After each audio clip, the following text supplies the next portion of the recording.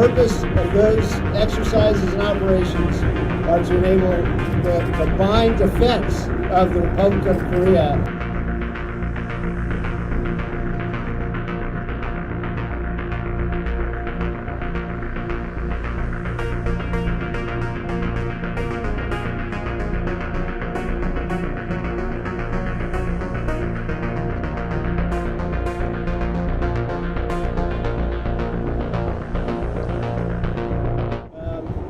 Whether we had any interaction with North Koreans, we had no interaction with any North Korean forces at any point during this exercise.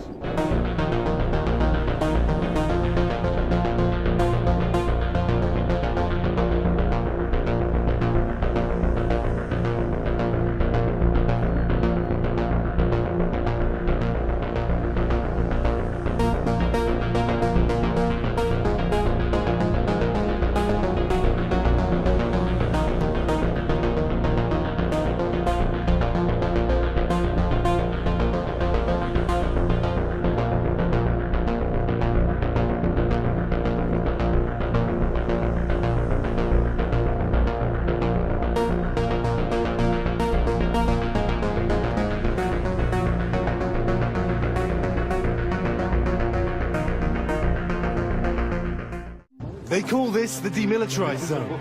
It is anything but. Every day, these North Korean troops stare down their American and South Korean counterparts. Both sides today on a hair trigger. That is the border between North and South. This side, socialism.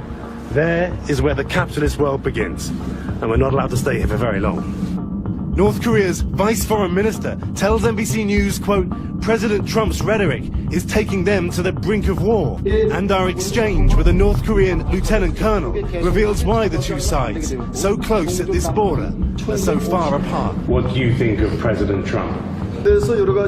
Trump is mentally ill, Lagarde tells me, and if there is a war with America, we will win. In this closed-off country, the people are hard to read. Some officials we spoke to still hope for peace. All seem braced for war.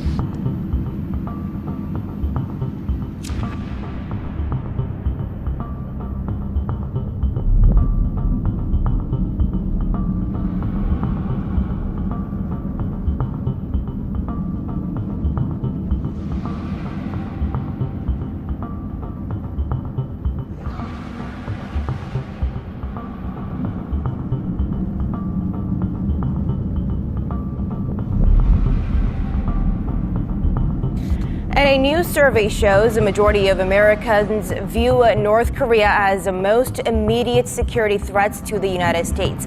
According to the latest poll from the NBC News and SurveyMonkey, 54% of all Americans cited North Korea as the greatest threat to their country, followed by the Islamic State group at 28%.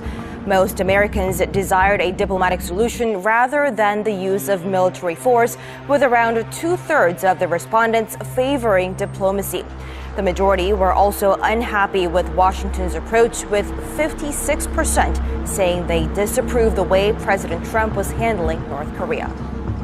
It's been revealed North Korea has sent a letter to the Australian Parliament demonising the US. Political reporter Olivia Leeming is in Canberra for us this morning. Good morning, Olivia. This is an unprecedented step. It is, Jodie. This is the first time that an Australian government has ever received a letter directly from North Korea.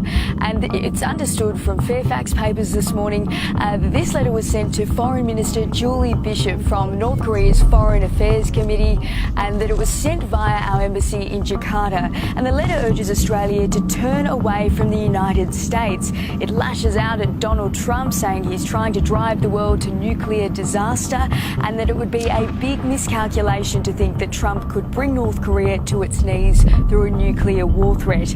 Now, the government sees this as a sign that the international pressure on North Korea, particularly through economic sanctions, is in fact working, that it's growing desperate and trying to divide the international community.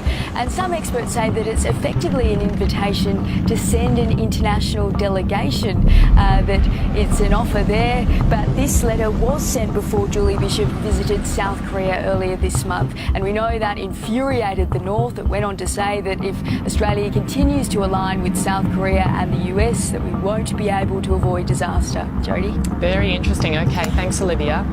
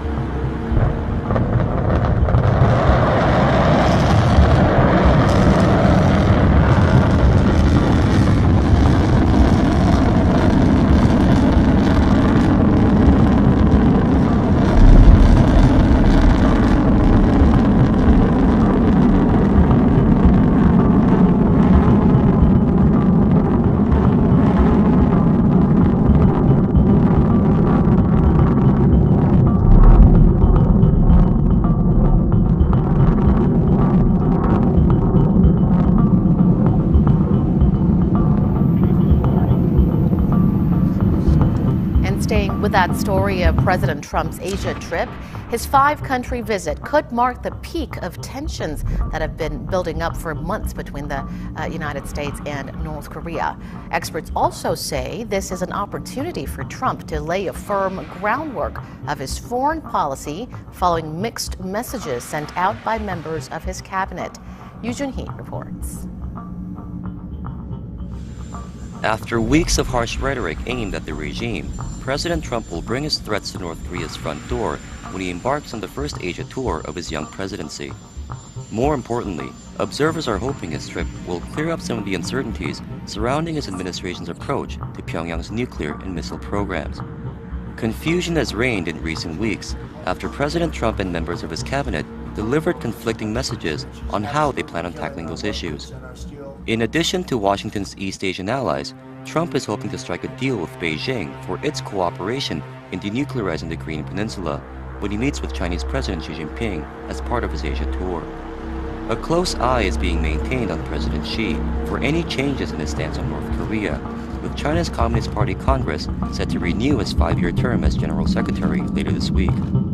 Economic agendas will also be on the table, with President Trump likely to see concessions over the South Korea-US free trade deal, as well as his trade with China.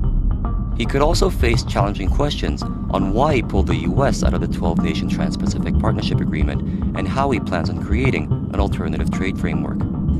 These issues will likely come to the forefront when President Trump attends a pair of regional forums, namely the APEC Summit in Vietnam and the ASEAN Plus 3 meeting in the Philippines, to wrap up his week-long visit to Asia.